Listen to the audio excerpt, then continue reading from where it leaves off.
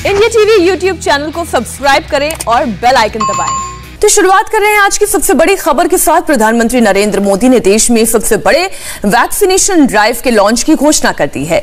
1 मई से 18 साल से अधिक उम्र की सभी लोगों को कोरोना का टीका दिया जाएगा और इस ऐलान के साथ ही प्रधानमंत्री मोदी आज भी पूरे एक्शन में रहेंगे।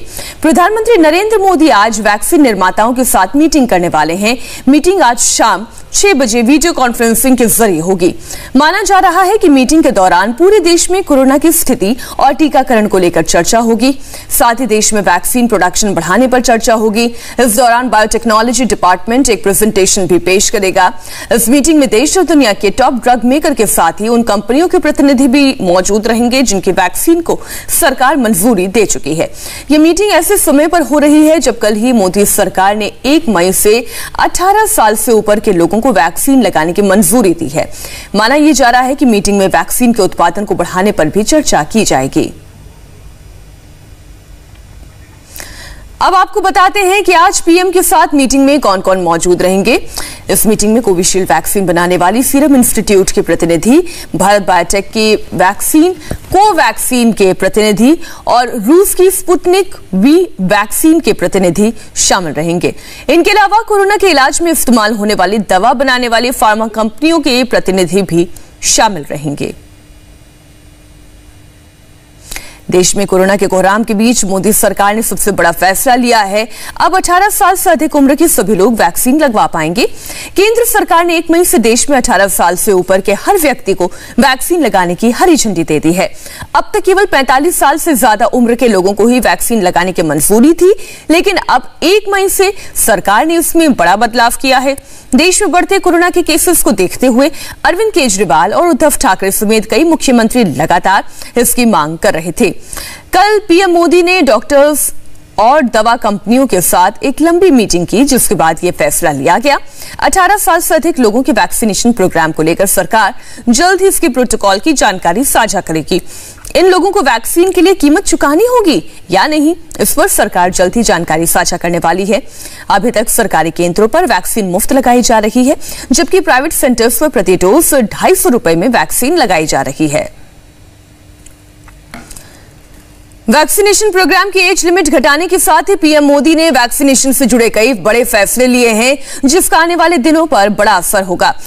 पहला बड़ा फैसला, 1 मई से 18 साल से अधिक उम्र वाले भी ले सकेंगे वैक्सीन। कोरोना की वैक्सीन अब भारत में करीब 90 करोड़ लोगों को ये वैक्सीन लगवाने का मौका मिलेगा। इन 90 करोड़ लोगों को वैक्सीन की 2 डोज लगेगी, यानी भारत में वैक्सीन की और 180 करोड़ डोज की जरूरत होगी। फार्मा कंपनियां 50% वैक्सीन राज्य सरकारों को सीधे बेच सकती है। जो हम लगातार चर्चा कर रहे थे कि क्या स्टेट प्रोक्योरमेंट का ऑप्शन दिया जा सकता है, तो वो आप देखिए, ओपन मार्केट में पहले से तय कीमत पर वैक्सीन मिलेगी। वैक्सीन बनाने वाली कंपनियों को उसका प्रोडक्शन बढ़ाने के लिए इंसेंटिव दिया जाएगा और ये सरकार देगी। स्वदेशी कंपनियों के साथ ही विदेशी कंपनियां भी भारत में अपनी वैक्सीन बेच पाएंगे। हालांकि पहले की तरह हेल्थ केयर स्टाफ और फ्रंटलाइन वर्कर्स समेत 45 साल से ऊपर के लोगों के लिए फ्री वैक्सीनेशन ड्राइव चलती रहेगी। सरकार के इस फैसले का आम लोगों ने स्वागत किया है। इनका कहना है कि कोरोना की सेकेंड वेव से युवाओं पर भी बहुत खतरा है, लेकिन इनके लिए नौकरी और काम के सिलसिले में बाहर जाना भी जरूरी है। इसलिए 18 साल से ज्यादा उम्र के लोगों को भी वैक्सीन देने का फैसला एकदम ठीक है। ये तो बहुत ही अच्छा स्टेप लिया है सरकार ने, बहुत माननीय स्टेप है जिसे कहा जाए, और मैं इसका स्वागत करता हूँ। सबको ही लगनी चाहिए और सबको लगवानी भी चाहिए, जिससे कि हमारा ये जो एक पेंडेमिक आया हुआ है कोरोना, जल्दी से जल्दी दूर हो और हम लोग वैसे ही स्वस्थ रहें और वैसे ही खेले कूदें, वैसे ही त्यौहार मनाएं, वैसे ही ईद मनाएं, वैसे ही दिवाली होली मनाएं।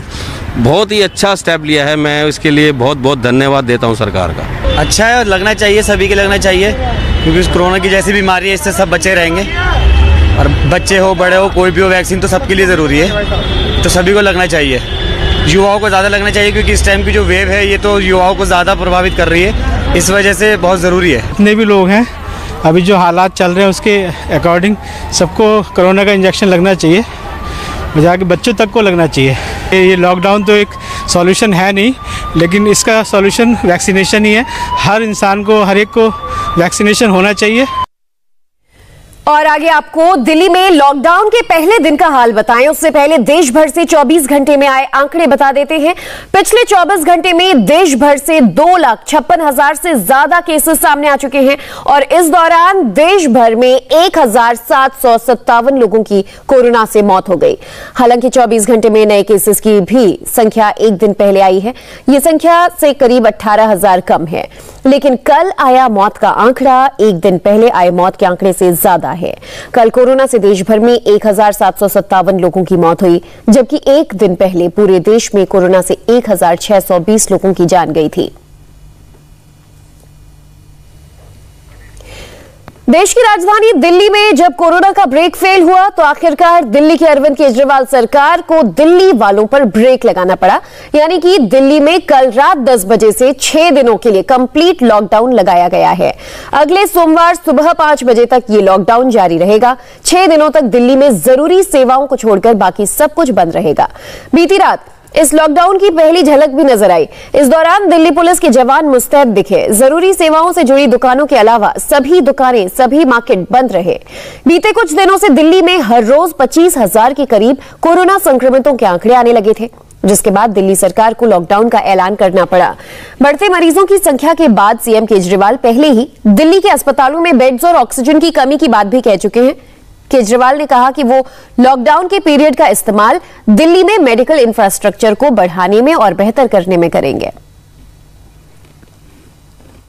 ये जो 6 दिन का लॉकडाउन हम लगा रहे हैं, ये जो 6 दिन हम ले रहे हैं आपसे, इन 6 दिनों के अंदर हम बहुत बड़े स्तर के ऊपर और दिल्ली में बेड्स की व्यवस्था करेंगे।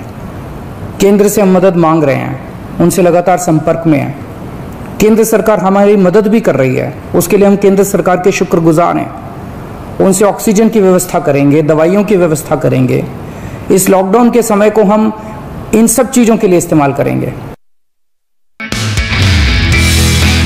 नमस्ते, मैं हूं मीनाक्षी जोशी। वीडियो और खबरों से अपडेट रहने के लिए India TV YouTube channel subscribe करें, बेल आइकन दबाना ना भूलें। जुड़े रहें इंडिया टीवी के साथ।